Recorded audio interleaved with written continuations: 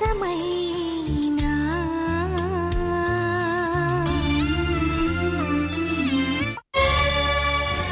ഊഹാപോഹങ്ങൾ പറഞ്ഞ ഭ്രാന്ത് പിടിക്കും എനിക്ക്.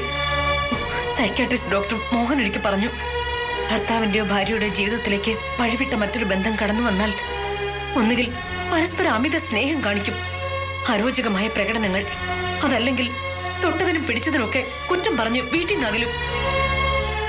ഇത് രണ്ടും സർവ്വസാധാരണ. താനല്ല സാറ് വെറുതെ ഇരിക്കണോപ്പാ. ശരി പറ, ഇനി ചെക്കപ്പ് എന്തെങ്കിലും ചെയ്യണോ? ഞാൻ നോക്കി. ഇനിയിപ്പോ അത്യാവശ്യമായിട്ടൊന്ന് സ്കാൻ ചെയ്യണം. വയറിലൊരു തടിപ്പ് ഫീൽ ചെയ്യുന്നുണ്ട്. സ്കാനിങ്ങിന്റെ റിപ്പോർട്ട് അറിയട്ടെ. സ്കാനിങ്ങിന് ഇവിടെ അതിനൊന്നും സൗകര്യമില്ലല്ലോ. തൊട്ടടുത്ത് മയൂരി ഉണ്ട്, അവിടെ പോയ സ്കാൻ ചെയ്യാം. ഇപ്പൊ വേണോ? വേണം. സ്കാനിങ്ങിന്റെ റിപ്പോർട്ട് എനിക്ക് കാണണം. ചെല്ല്. എന്നാ മോളെ, ലോനപ്പം ഞങ്ങളോട് വാ. അപ്പൊ ഞാനോ? ഇവിടെ നിക്ക്, ഞങ്ങൾ ഇങ്ങോട്ട് തന്നെ വരുന്നത്. എന്തിനാ അങ്ങോട്ട് എടുത്തോണ്ട് വരുന്നത്? എന്നെ കണ്ടൂടാ അയാൾക്ക്. പക്ഷേ മോനെ ഞാൻ കണ്ടതായിട്ട് ഓർക്കുന്നില്ലല്ലോ. പക്ഷെ ഞാൻ കണ്ടിട്ടുണ്ട്. ഇത്രയും നല്ല മുഖം പെട്ടെന്നാരും മറക്കില്ലല്ലോ. ഇപ്പോഴല്ല, ചെറുപ്പത്തിൽ എന്നെ കാണണമായിരുന്നു.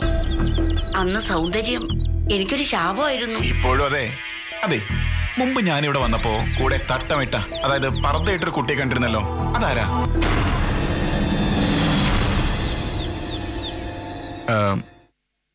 അല്ല, മോളല്ലാന്ന് എനിക്കറിയാം. അമ്മ മുസ്ലിം അല്ലല്ലോ. മോൻ എന്നെ എന്താ വിളിച്ചത്? അമ്മയെന്നോ? അതെ, അമ്മ. വിളിച്ചത് തെറ്റായി പോയോ? ഒരുപാട് കാലമായി അങ്ങനെ ഒരു വിളി കേട്ടിട്ട്. ആരും വിളിക്കാറില്ല. കള്ളവാറ്റുകാരി അമ്മണിയെ ആരാ അമ്മയെന്ന് വിളിക്കുക? ഞാൻ വിളിച്ചില്ലേ? Hello, SP office. സാർ, ഞാൻ SP ഹരിശങ്കർ സാറിന്റെ റിലേറ്റീവാണ്. സെക്രട്ടേറിയറ്റിൽ നിന്നാ. സാറിനൊന്ന് കണക്ട് ചെയ്യാമോ? സോറി മാഡം, സാറിന് ലീവാ. അപ്പോ ഓഫീസിൽ വന്നില്ലേ? എന്നോട് ഓഫീസിൽ കാണാൻ വിളിച്ചാൽ മതിയെന്ന് പറഞ്ഞായിരുന്നു. അതറിയില്ല മാഡം, സാറിന് വരില്ലെന്ന് വിളിച്ചു പറഞ്ഞിരുന്നു. അപ്പോ ഇന്നിനി വരില്ലല്ലേ? വരില്ലെന്ന് വിളിച്ചു പറഞ്ഞ സ്ഥിതിക്ക് ഇന്നിനി വരാൻ സാധ്യതയില്ല. Okay sir, thank you.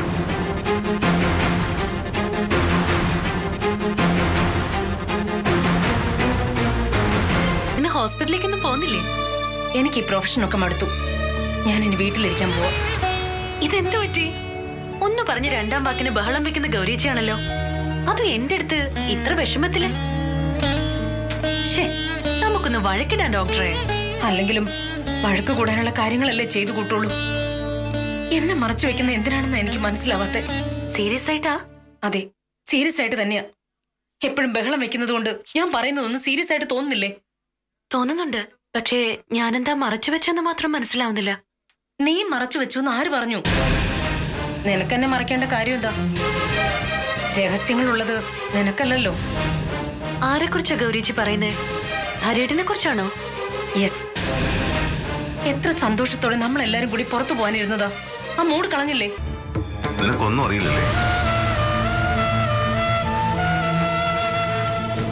ജീവിതത്തിൽ ഇതിൽ കൂടുതൽ എന്ത് കുഴപ്പമുണ്ടാവാനാ? ഇവരെന്താ കാഴ്ച കണ്ടോണ്ട് നടക്കാൻ? ഇങ്ങോട്ട് വാളല്ലേ. തള്ളയോ? ആരുടെ തള്ള? എനിക്കത്ര പ്രായമൊന്നുമില്ല.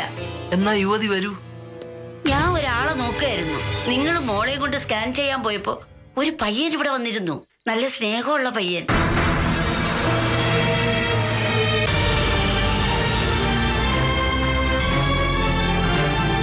ബന്ധങ്ങളും ഈ വീടുമൊക്കെ അങ്ങ് മറന്നോളും. ജീവിച്ചിരുന്നാല് കൊല്ലരുതെന്ന് ഞാൻ പറഞ്ഞിട്ടുണ്ട്. വഴിപിഴച്ച സന്തതിയാണെങ്കിലും എന്റെ മോന്റെ കുഞ്ഞാണല്ലോ. ആ ഒരു സ്നേഹം ഞാൻ കാണിക്കണ്ടേ? വേണുവിന്റെ കുഞ്ഞു തന്നെയല്ലേ? ആയിരിക്കും. അമ്പി അങ്ങനെ വേലി ചാടുന്ന ടൈപ്പൊന്നും അല്ല. കുട്ടി നഷ്ടപ്പെട്ടാൽ അങ്ങോട്ടുള്ള കാര്യങ്ങൾ ഒന്ന് കണക്കൂട്ടിയിട്ടുണ്ടോ? ഉണ്ട്. സ്കൂള് കഴിഞ്ഞ് കുട്ടി വരാതാവുമ്പോൾ ബഹളമാവും, അന്വേഷണമാവും. നമ്മളും അതിലങ്ങ് പങ്കുചേരുക.